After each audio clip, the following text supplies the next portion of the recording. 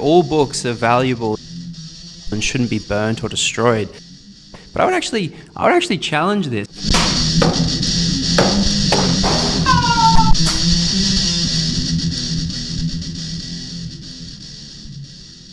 There are two systems of education with which I interact with regularly. The first one is the New South Wales curriculum, when I am teaching or tutoring mathematics, primarily mathematics, to high school students. And the second is systems of education that relate to sport, in particular in Brazilian Jiu-Jitsu and wrestling. Now, in recent times, I've been able to witness very dramatic changes in the approaches to teaching. The most appropriate word we might use here is pedagogy, the way in which the learning environments are constructed, the philosophy behind the way in which teachers or coaches are going about their practices.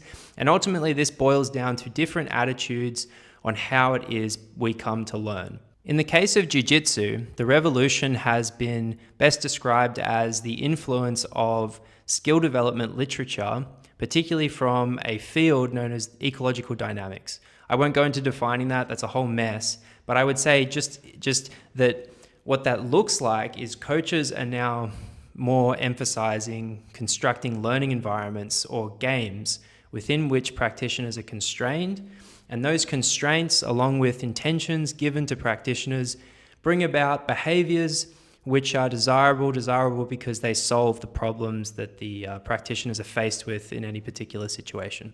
But ultimately that it's what you might describe as an inquiry-led style of pedagogy. That is, within the constraints of the game and the problems that practitioners face, they have to go about finding their own unique solutions to those problems. They need to be the ones that go about exploring and testing different things, experimenting and figuring out what works for them on that day, given the problems they're facing with the partner that they're engaging with.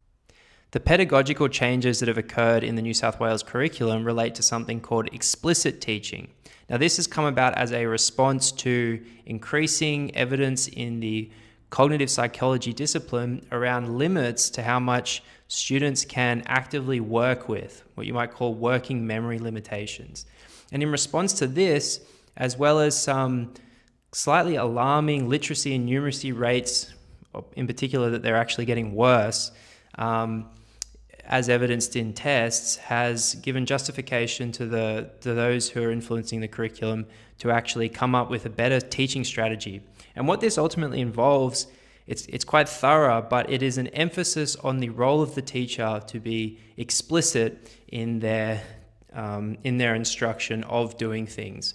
So that might look like, as you're working through a problem in maths, that the teacher actually walks you through a problem, tells you what that problem is, gives you solutions that you should or that can be used and are efficient and sort of optimal for that problem.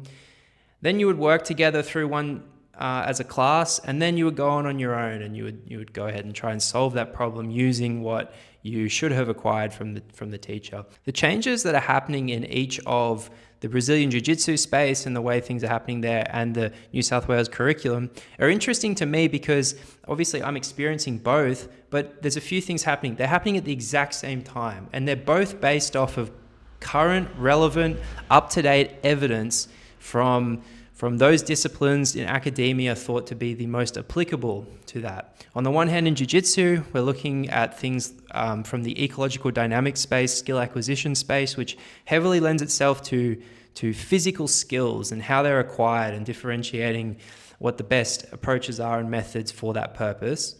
And it also relates heavily to perception and beliefs around how it is we come to perceive the world, how it is we come to acquire information about the world.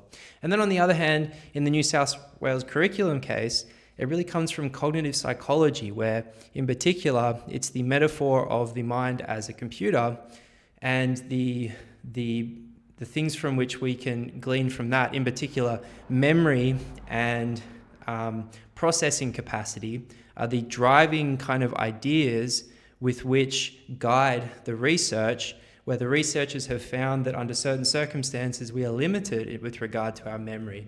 We're limited with regard to how much information we can process at any particular time, and based on those findings, It's influencing how we design classroom practice, how we encourage teachers to teach, all these things. So it's happening at the same time, and two different things are happening. Now, not only two different things happening, they're kind of the opposite. I would say one is about inquiry and one is about being told what to do.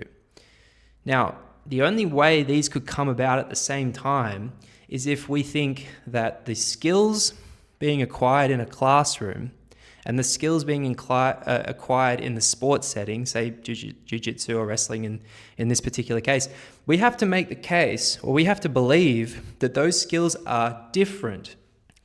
Now, I think that's like a reasonable thing to believe. One is like the physical use of the body, and you might argue that not much deliberate cognition or thought or decision-making is occurring, and the body is handling a lot of these things. While on the other hand, if you're in a classroom, it's really, you could really think of it in a much more abstract sense, and the happenings of the abstract and the skills involved in the manipulating of symbols in a kind of abstract, theoretical, imaginary space is very different to the way in which we use our body. This may be so, but I don't think it is. And I would actually argue that the reason that two different theories are being used is because, on the one hand, in jiu-jitsu and sports, we're trying to make athletes perform the very best at the thing they're trying to perform at, and that is the sport. How well they're performing reflects how well they were taught, which reflects how well teaching that way works. So the athlete's performance may be used as an indication of how good the pedagogy is. In the case of school, at best, all we really have to go off is tests. So how well the student performs on a test reflects how good the pedagogy was for the preparation of that student to do well at that test.